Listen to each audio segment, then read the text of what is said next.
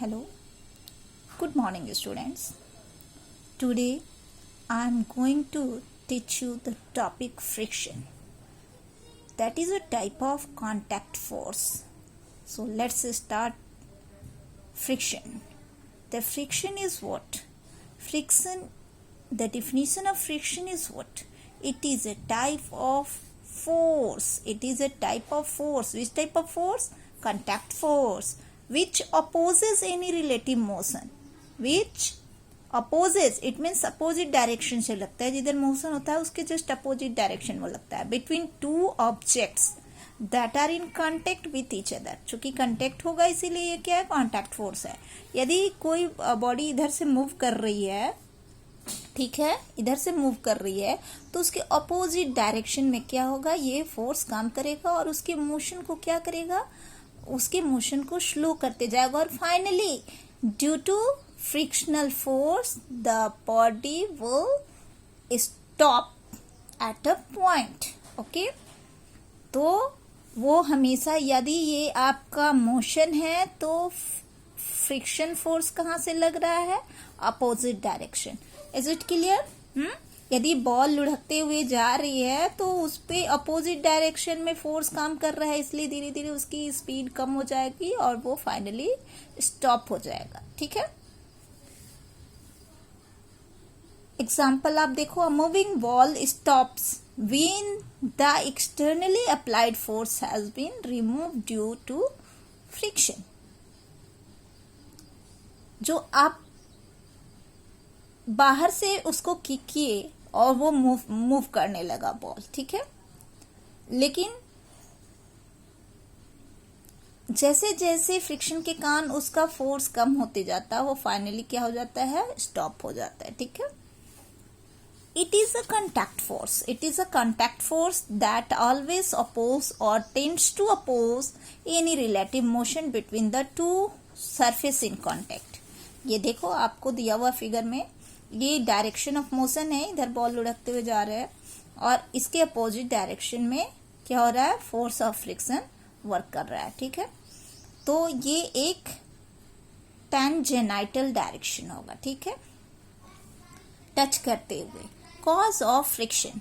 Friction का cause क्या है, क्या कारण है कि फ्रिक्शन होता है. ठीक है, force of friction depends on the nature of the two surface in contact.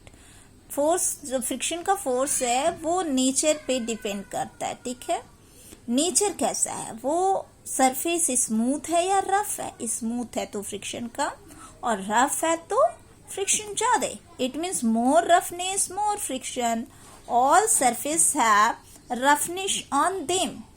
थोड़ा थोड़ा सब में होता है. इरेगुलरिटीज जिसको बोलते हैं, रफनेस वो सब में होता है. और उस इरेगुलरिटीज यानी कि बम्प और डिप्रेशन, छोटा छोटा बम्प और डिप्रेशन. बम्प, ये बम्प हो गया, ये डिप्रेशन, बम्प डिप्रेशन, ये इरेगुलरिटीज है. और सभी सरफेस में होती है, किसी में कम होती है, किसी में बहुत ज्यादा होती है. कहीं कहीं रोड में देखते हो ना, ऐसे ऐसे रोड, तो वो इरेगुलरिटीज होती है. Ups and down. आप स्लीपर को पलट के देखो, उसके सोल में इस तरह का बना होता है. Why? To increase the friction so that we can walk easily and prevent us from slipping. When two surfaces are put in contact, the irregularities of one surface get, जब दो सरफेस क्या होता है, कांटेक्ट में होता है, तो एक का इरेगुलरिटी दूसरे में क्या हो जाता है, फिक्स हो जाता है. Somehow interlock with the irregularity of the other surface. We have to apply a force to unlock this irregularity. जैसे कि आप क्या करते हो, अपने हैंड को ऐसे दोनों बांधते हो ना,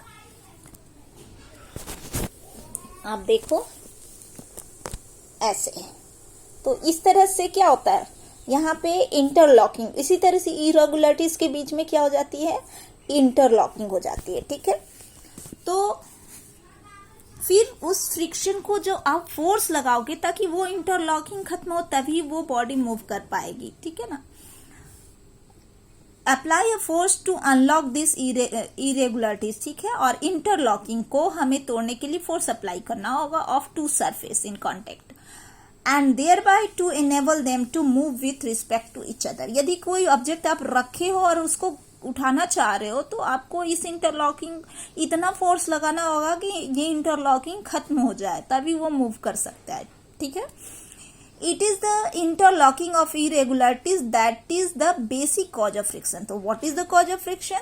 the interlocking of the irregularities of the two surface is the basic cause of friction of the surface. Okay, आप देखो यहाँ पे इरेगुलरिटीज में, अब ये इरेगुलरिटीज है, इसमें अप हो गया, ये डाउन हो गया। ठीक है, और यदि एक दूसरे से वो एक का फिक्स हो जाए तो वो क्या होगा? इंटरलॉकिंग हो जाएगा। ठीक है, फर्स्ट सरफेस सेकेंड सरफेस, ये जो है एक क्या है, जो पर्पल दिख रहा है वो क्या है आपका फर्स्ट सरफेस हो गया, और ये वाला सेकेंड सरफेस। तो कैसे एक दूसरे को वो इंटरलॉक किए हुए हैं। ठीक है, तो आप देख रहे हो फैक्टर अफेक्टिंग फ्रिक्शन। कौन कौन सा फैक्टर है जो फ्रिक्शन को अफेक्ट करता है? The force of friction between two surface depends on the first nature of the surface in contact. पहला कि वो कैसे हैं, nature of the, depends on the nature of the surface of contact, इसको learn कर लीजिएगा। Depends on the nature of the surface of contact, it means rough, more friction, smooth surface, less friction. Force pressing the two surfaces together, कितना force से वो press किया हुआ है। यदि बहुत ज्यादा हैवी है तो ज्यादा फोर्स लगेगा, वेट ज्यादा है तो ज्यादा फोर्स होगा, फिर उसको मूव करने के लिए हमें ज्यादा फोर्स भी लगाना होगा। ठीक है, मोर वेट तो मोर friction, heavy weight more friction. It means the force of friction depends on the nature of the surface, and second, force pressing the two surface together, it means depends on the weight। किस पे depend कर रहा है? weight of the body, weight of the body। is it clear? तो यहाँ question है। इसके बाद आप देखोगे type of friction. Type of friction, type of friction में क्या है? There are 4 type of friction, static friction, sliding friction, rolling friction and fluid friction, जिसमें एक एक करके आपको पढ़ाई करनी है। तो इसे नेक्स्ट क्लास में हम लोग करेंगे। आज के लिए इतना ही। ठीक है, चलो बाय।